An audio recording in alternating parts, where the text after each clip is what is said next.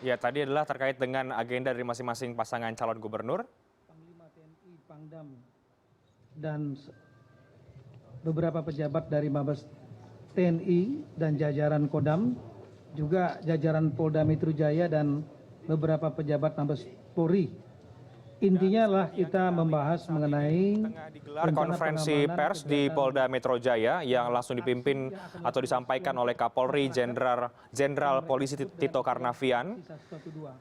Oleh kelompok masyarakat saya. Dan kita akan ikuti bersama bagaimana konferensi pers ini terkait dengan pengamanan jelang pilkada serentak tanggal 15 Februari nanti. Beberapa ormas Islam mainstream yang besar seperti Muhammadiyah, Bapak Kaidar Nasir jelas sudah menyampaikan tidak mendukung aksi ini. Dari Rais Aam PBNU juga sudah jelas menyampaikan tidak mendukung aksi ini. Demikian juga MUI bahkan menyarankan lebih baik membatalkan karena mobilisasi massa pengumpulan ini erat hubungannya dengan masalah-masalah politik pilkada dan kemudian berkeberatan kalau masalah keagamaan ini dikaitkan dengan masalah politik pilkada. Berkaitan dengan itu, beberapa waktu yang lalu dari kelompok-kelompok elemen ini berupaya untuk melakukan kegiatan long march. Long march dari Monas ke HI dan kembali ke Monas.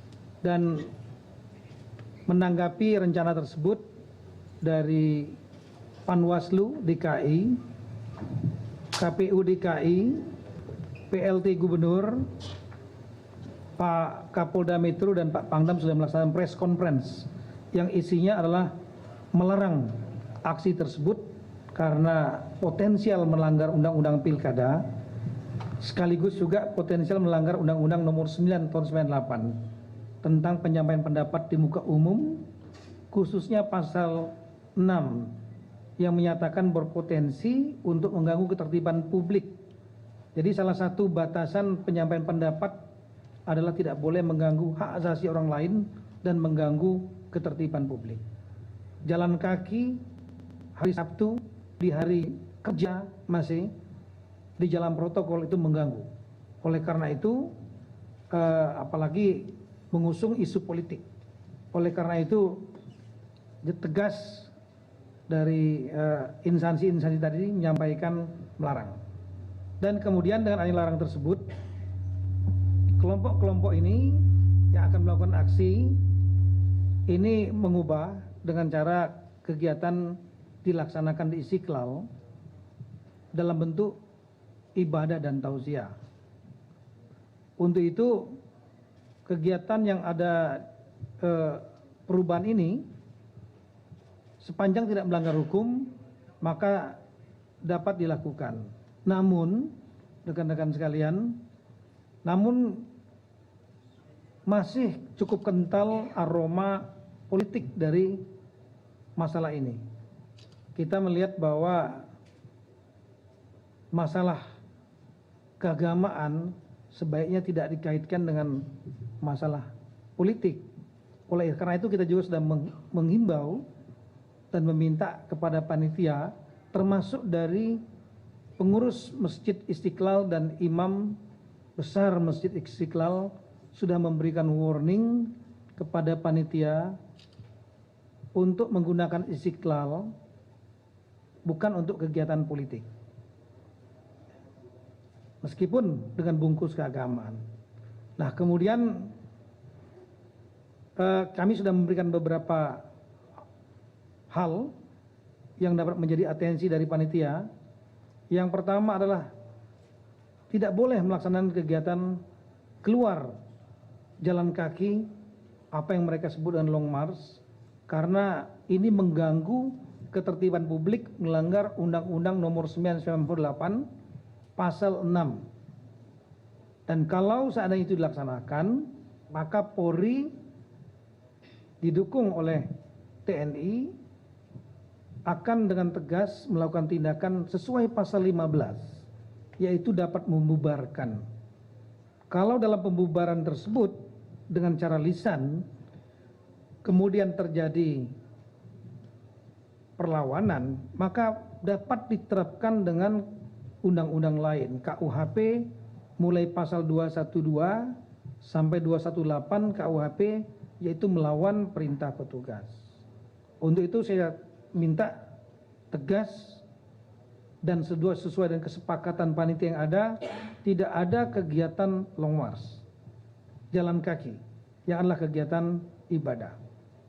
Saya juga mengimbau kepada panitia tidak perlu untuk mengundang warga lain dari luar DKI, karena panitia ini pilkada DKI. Kita sudah mendengar ada beberapa unsur dari luar kota yang datang, dan kita sudah tahu ini unsurnya adalah dari mana, dari kelompok tertentu kita sudah tahu, bukan masyarakat biasa, sekali lagi, tapi memang dimobilisasi untuk itu. Kita sudah ingatkan. Kenapa? Karena kalau memang mau beribadah, silakan beribadah. Tapi jangan akal-akalan sengaja mau tumpah ke jalanan dalam rangka untuk memberikan kesan provokatif dan berpotensial melanggar hukum. Ingat bahwa pelanggaran hukum kalau tidak bisa ditegakkan saat itu, masih bisa ditegakkan setelah itu. Nah, ini yang saya ingatkan kepada rekan-rekan sekalian. Jadi jangan juga di dalam antara tauziah dan orasi itu mirip-mirip. Orasinya, tauziahnya tolong jauhi dari warna-warna politik. Karena aturan-aturan mengenai itu saya kira sudah ada. Nah, sekira itu saja rekan-rekan. Jadi kita minta nanti kita akan melakukan pengamanan ketat dengan 20 ribu lebih petugas. Dan kalau ada yang melakukan aksi unjuk rasa di Monas sesuai setting pertama akan melakukan long march, kami sudah mengecek ke Direktorat Intelligence, Polda dan Mabes, tidak ada yang memberikan pemberitahuan. Pemberitahuan si undang-undang harus minimal 2 hari sebelumnya. Ini besok dilaksanakan, jadi hari ini tidak ada pemberitahuan untuk dilaksanakan di Monas dari unsur-unsur lain. Oleh karena itu, siapapun juga yang akan di Monas melakukan aksi unjuk rasa tanpa pemberitahuan berarti melanggar Undang-Undang Nomor 998, dan kita akan terapkan pasal 15, yaitu pembubaran, yang kalau pembubaran itu kemudian berkeberatan atau ditentang, maka kita bisa melakukan upaya paksa. Sekali lagi saya minta, karena tidak ada pemberitahuan, berarti kami akan melakukan tindakan upaya paksa bila ada yang melakukan aksi di Monas berkaitan dengan masalah ini. Silakan di Istiqlal, tapi dibatasi. Saya kira itu saja ya dari kami. Selanjutnya kami serahkan kepada Bapak Panglima. Terima kasih Pak Kapolri. Saudara-saudara sebangsa setanah air, khususnya umat Islam yang sangat saya cintai, saya banggakan. Seperti yang dikatakan oleh Pak Kapolri tadi tentang rencana 11.2. Saya mendapat telepon beberapa habaib, beberapa ulama, ustadz yang menyampaikan kepada saya seperti protes. Pak Panglima, katanya itu acara para ulama. Saya protes bahwa saya tidak ikut. Ada habaib, ada ulama, ada ustadz. Dan saya sangat hormat kepada Ketua Umum PP Muhammadiyah, Bapak Haidar Nasir, yang mengatakan bahwa umat Muhammadiyah benar-benar harus paham, tidak usah ikut-ikutan, karena kegiatan-kegiatan tersebut berbau politik. Demikian juga yang saya hormati guru saya, Rais Am PBNU, Kiai Haji Ma'ruf Amin, sekaligus Ketua MUI, juga mengatakan melarang umat NU untuk ikut dalam 11.2. Saya ingatkan bahwa kegiatan membaca Al-Quran, khatam Al-Quran, taujiah, zikir, kegiatan yang mulia sangat baik. sebaiknya itu dilakukan di masjid masing-masing, dipimpin para ulama-ulama pembimbing umat di tempatnya masing-masing. Para umat jangan meninggalkan ulamanya yang sudah membimbing Anda semuanya di tempat masing-masing, di dekat rumah masing-masing, di masjid masing-masing. Berzikirlah di situ, tausiahlah di situ, baca Quran, khatam Quran di situ. Saya yakin akan lebih konsentrasi, akan lebih kusuk, dan doa-doanya lebih dikabulkan. Sehingga semuanya tenang. Dan dalam pelaksanaan pilkada, sekali lagi saya tegaskan di sini, bahwa sudah saya perintahkan kepada seluruh Komandan Kodim, Komandan Korem, Pangdam, mendukung penuh apa yang diperlukan Kepolisian Republik Indonesia dimanapun berada. Dan apabila terjadi sesuatu perlu penambahan pasukan, segera bantu laporan belakangan. Tujuannya agar bangsa ini menjadi bangsa yang tenang.